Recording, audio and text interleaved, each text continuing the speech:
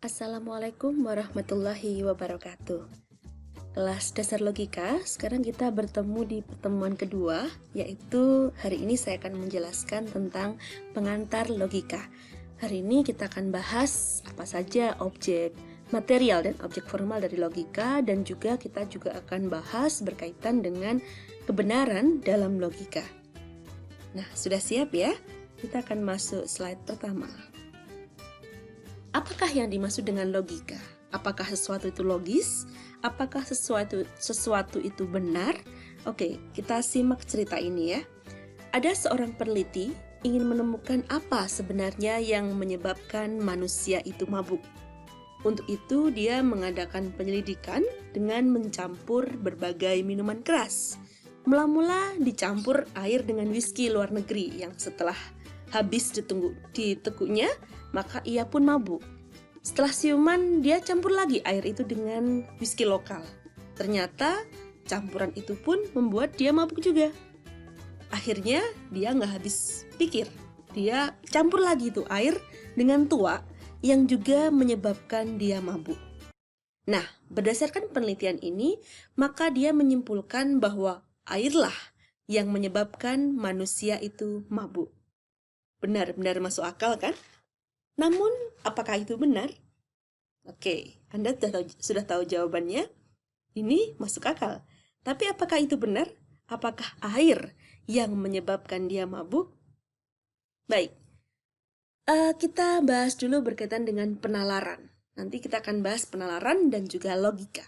Penalaran ini merupakan suatu proses berpikir yang akan menghasilkan pengetahuan. Agar pengetahuan yang dihasilkan penalaran ini punya dasar kebenaran, maka proses berpikir itu harus dilakukan dengan cara tertentu. Nah, misalnya suatu penarikan kesimpulan baru akan dianggap valid kalau proses penarikan kesimpulannya dilakukan menurut cara tertentu. Jika penarikan kesimpulannya tidak dilakukan dengan cara yang tertentu, bisa jadi tidak valid. Seperti kisah peneliti yang meneliti air dan beberapa campuran minuman tadi. Karena dia mengambil kesimpulannya tidak dengan cara tertentu, berdasarkan kebenaran, maka penarikan kesimpulannya menjadi tidak valid ya. Jadi penalaran ini adalah suatu proses berpikir yang akan membuahkan pengetahuan. Oke, lalu apa logika? Secara luas, sebenarnya logika diartikan sebagai pengkajian untuk berpikir secara valid. Jadi, penalaran tadi adalah sesuatu untuk mendapatkan pengetahuan ya, untuk proses berpikir untuk membuahkan pengetahuan. Sedangkan logika, posisinya adalah dia pengkajian untuk berpikir secara valid. Logika ini diartikan untuk mengambil kesimpulan sehingga bisa menghasilkan sesuatu yang sahih atau yang valid. Ada dua jenis, ada logika induktif. Kita bisa mengambil kesimpulan dari kasus-kasus individual nyata menjadi kesimpulan yang bersifat umum. Atau logika deduktif, yang membantu kita menarik kesimpulan dari hal yang bersifat umum menjadi khusus, menjadi kasus yang bersifat individual atau khusus. Sebagai contoh, semua manusia itu mati. Semua manusia itu mati adalah sesuatu yang umum. Presiden adalah manusia, sesuatu yang khusus ya. Maka kesimpulannya, presiden pasti akan mati. Nah, ini adalah contoh dari logika deduktif. Berpikir dari sesuatu yang umum menjadi sesuatu yang khusus. Dari situ bisa dipahami ya. Kalau induktif tinggal membalik aja begitu ya, dari yang khusus kemudian menjadi kasus-kasus individual yang khusus menjadi sesuatu yang bersifat umum. Anda bisa cari contohnya sendiri. Ayo coba dipikirkan dari sekarang. Lalu apa objek material dan objek formal dari logika? Kalau kita bicara objek material, kita berbicara tentang apa hal umum yang menjadi bahasan dalam logika. Kalau objek formal, kita berbicara berkaitan dengan sudut pandang atau yang menjadi titik fokus dari sebuah kajian keilmuan. Sehingga objek material dalam logika yang menjadi objeknya adalah manusia itu sendiri. Secara holistik, secara keseluruhan yang menjadi objek dalam logika, yang dibahas dalam logika secara umum adalah manusia itu sendiri, meliputi pemikiran-pemikirannya. Sedangkan objek formalnya atau sudut pandang atau titik fokus yang menjadi objek kajian dalam logika adalah kegiatan akal budi untuk melakukan penalaran secara lurus, rasional, tepat, teratur, lewat ungkapan pikiran yang diwujudkan lewat bahasa.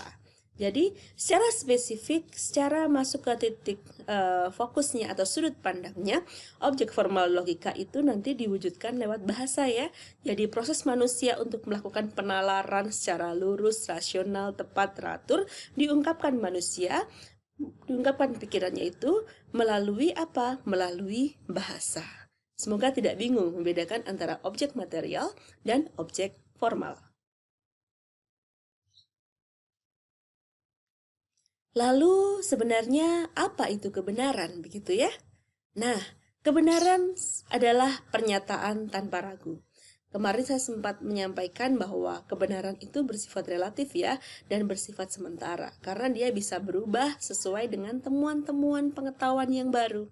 Nah, sehingga kebenaran bisa diterima oleh manusia ketika pernyataan itu bisa diterima tanpa ragu. Bagaimana cara mendapatkan pengetahuan yang benar? Yang pertama, kita bisa para kaum rasionalis mendasarkan diri untuk mendapatkan pengetahuan dari rasio.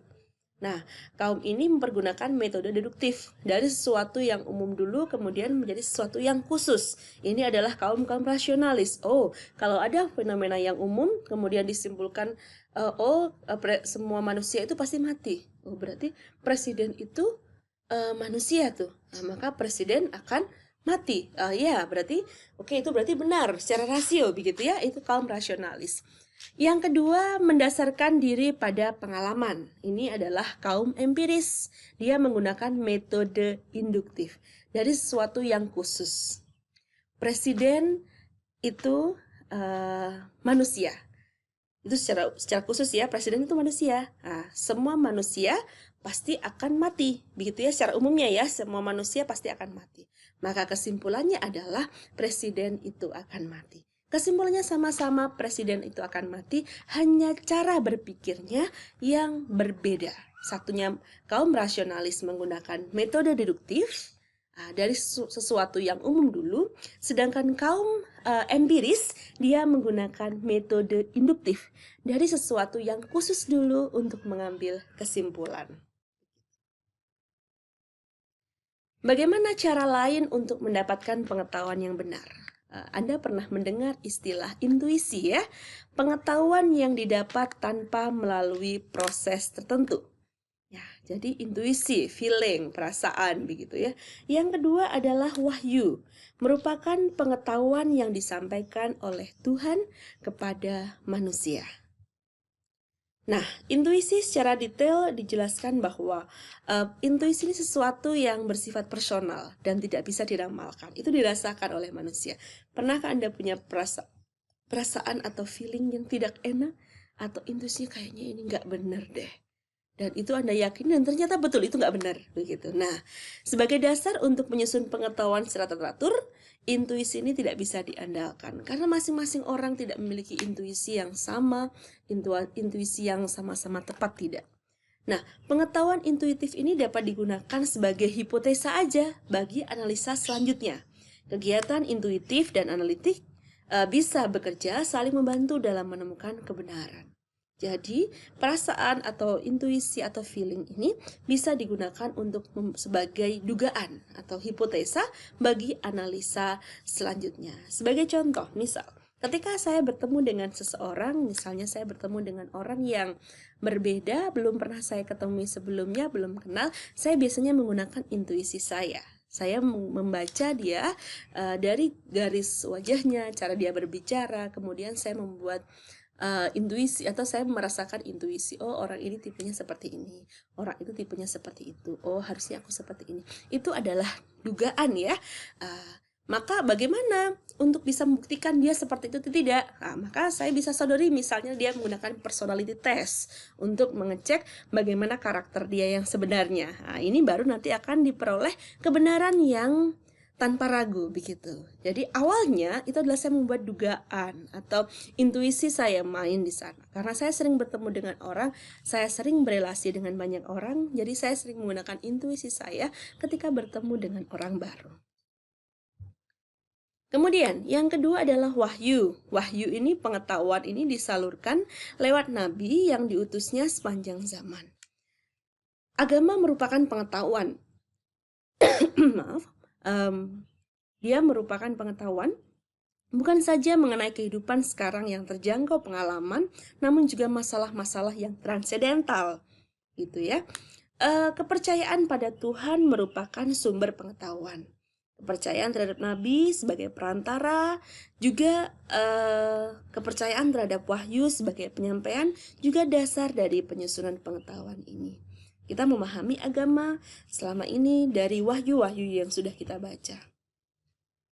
Lalu, bagaimana posisi kebenaran dalam logika? Sudah siap?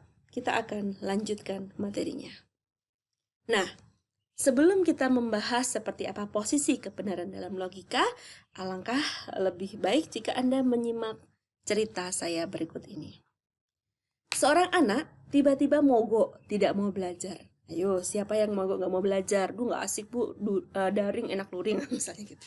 Orang tuanya mencoba membujuk dia dengan segala macam cara. Setelah didesak, dia berterus terang bahwa sudah kehilangan semangat, hasrat untuk belajar. Karena apa? Ternyata gurunya adalah seorang pembohong. Loh kok bisa? Iya bu, soalnya 3 hari yang lalu, guru saya berkata bahwa 3 ditambah 4 itu sama dengan 7. 2 hari yang lalu dia cerita lagi, 2 tambah 5 sama dengan 7. Kemarin dia bilang, 6 tambah 1 sama dengan 7. Mana yang benar? Bukankah semuanya tidak benar? Jadi mana yang benar? 7 dari mana? 3 tambah 4, 2 tambah 5, atau 6 tambah 1? Oke. Dari cerita ini, sebenarnya bagi kita tidak sulit untuk menerima kebenaran bahwa 3 tambah 4 sama dengan 7, 5 tambah 2 sama dengan 7, dan 6 tambah 1 sama dengan 7 ya. Bagi kita nggak sukar, karena apa? Mengapa hal itu kita anggap benar, disebut benar gitu ya. Kita bisa menerima pernyataan itu tanpa ragu. Nah, masih ingat tadi ya, definisi kebenaran adalah menerima pernyataan itu tanpa ragu. Sebab pernyataan dan kesimpulan yang ditarik adalah konsisten dengan pernyataan dan kesimpulan terdahulu yang dianggap benar. Kita menyadari bahwa ketika 3 tambah 4 sama dengan 7, karena kita hitung pakai jari kita. 1, 2, 3, 1, 2, 3, 4 ditambah sama dengan 7. Oh benar. Oke, coba 5 tambah 2, kita hitung jari kita. 1, 2, 3, 4, 5 ditambah 1, 2 sama dengan 7. Konsisten dengan pernyataan dan kesimpulan terdahulu yang dianggap benar. Ketika jari kita menyebut angka 1, 2, 3 dan 1, 2, 3, 4 ternyata hasilnya sama dengan 5 tambah 2. Itu adalah konsisten begitu ya. Nah, sehingga berdasarkan teori koherensi, ketika kita mengecek kebenaran kita bisa menggunakan 2 teori ya. Yang pertama ada teori koherensi, yang kedua ada teori korespondensi. Berdasarkan teori koherensi, suatu pernyataan dianggap benar bila pernyataan itu bersifat koherensi atau konsisten tadi tuh. Karena konsisten, sebut jari 3 sama sebut jari 4 kemudian ditambah jari 7, atau sebut jari 5 ditambah sebut jari 2 sama dengan 7. Konsisten dengan pernyataan-pernyataan sebelumnya yang dianggap benar. Nah, bila kita menganggap semua manusia pasti akan mati adalah suatu pernyataan yang benar, maka pernyataan bahwa si Polan adalah seorang manusia dan si Polan akan mati adalah benar, karena pernyataan kedua adalah konsisten dengan pernyataan yang pertama. Itu kemudian kita menganggap sesuatu itu benar, mengandung pernyataan tanpa ragu berdasarkan teori koherensi atau teori konsisten begitu. Manusia pasti akan mati. Kita anggap itu pernyataan yang benar. Si Polan adalah seorang manusia dan si Polan akan mati. Konsisten kan? Berarti karena Polan itu manusia, maka Polan akan mati. Kemudian, teori yang kedua adalah untuk memahami sebuah kebenaran menurut teori korespondensi, maka suatu pernyataan adalah benar jika materi pengetahuan yang dikandung pernyataan itu berkorespondensi dengan objek yang dituju atau ditampakkan oleh pernyataan tersebut. Kalau berkorespondensi ini berhubungan, related to object, related to sesuatu yang tampak di depan mata kita, yang kita lihat melalui indera yang kita miliki. Maksudnya, jika seorang mengatakan bahwa ibu kota Republik Indonesia adalah Jakarta, maka pernyataan itu benar, sebab pernyataan itu dengan objek yang bersifat faktual, yaitu memang Jakarta yang memang menjadi ibu kota RI. Kita bisa lihat di peta bahwa ada kota Jakarta dan dia secara undang-undang diterapkan sebagai ibu kota RI, sehingga ada koherensi atau hubungan antara pernyataan itu dengan objek yang dituju oleh pernyataan itu. Contoh lagi dalam koherensi. Sekiranya orang lain menyatakan bahwa ibu kota RI adalah Bandung, maka pernyataan itu tidak benar, sebab tidak terdapat objek yang sama dengan pernyataan tersebut. Dalam hal ini, maka secara faktual, ibu kota RI bukan Bandung, melainkan Jakarta. Karena secara faktual bukan Bandung kan ibu kotanya, sehingga Anda bisa mengatakan tidak benar secara teori koherensi, secara sehubungan begitu, yang itu tidak sesuai dengan objek yang dituju. Dari situ paham ya? Sehingga kedua teori kebenaran ini, yaitu teori koherensi dan teori korespondensi, kedua-duanya digunakan dalam arah berpikir ilmiah. Jadi para ilmuwan bisa menggunakan teori koherensi atau teori korespondensi. Bu, ini untuk apa sih? Nanti kita gunakan untuk apa?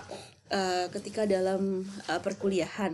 Nanti nak, ketika Anda memahami ilmu-ilmu yang kita pelajari dalam komunikasi, kita bisa menggunakan teori koherensi dan teori korespondensi ini.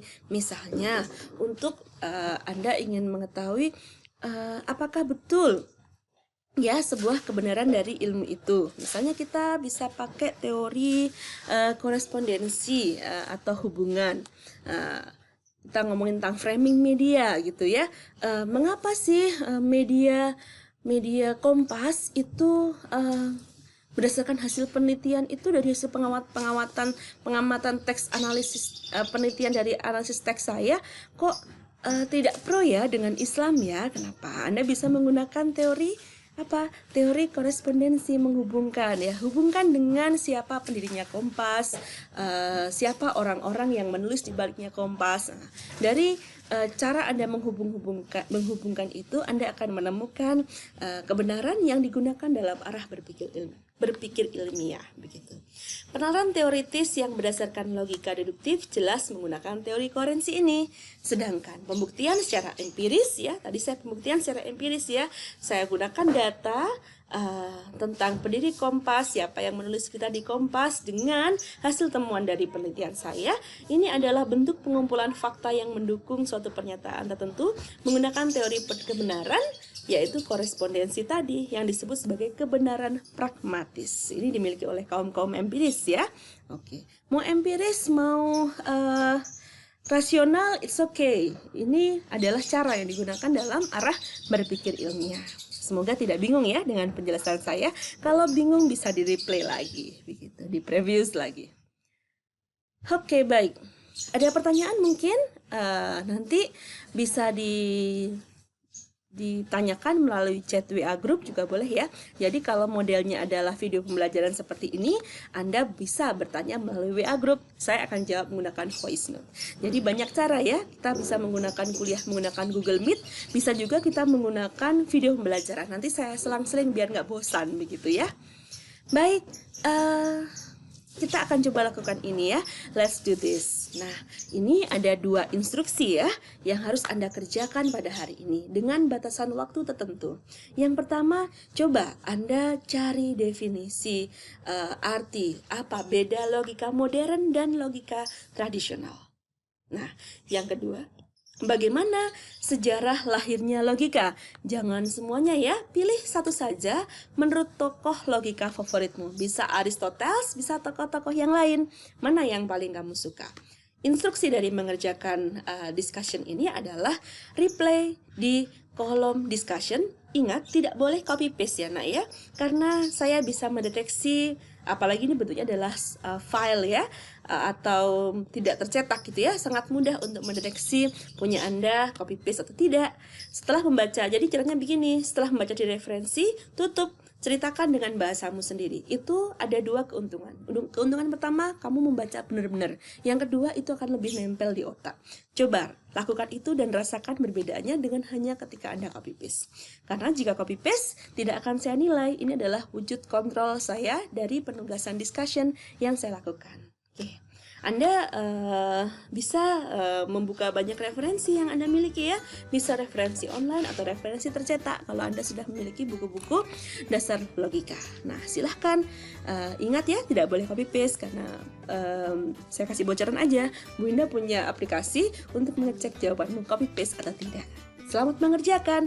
Nanti jangan lupa batasan waktunya ya. Kira-kira saya memberikan batasan waktu sekitar 2 jam. Selamat mengerjakan dan sampai ketemu minggu depan. Assalamualaikum warahmatullahi wabarakatuh.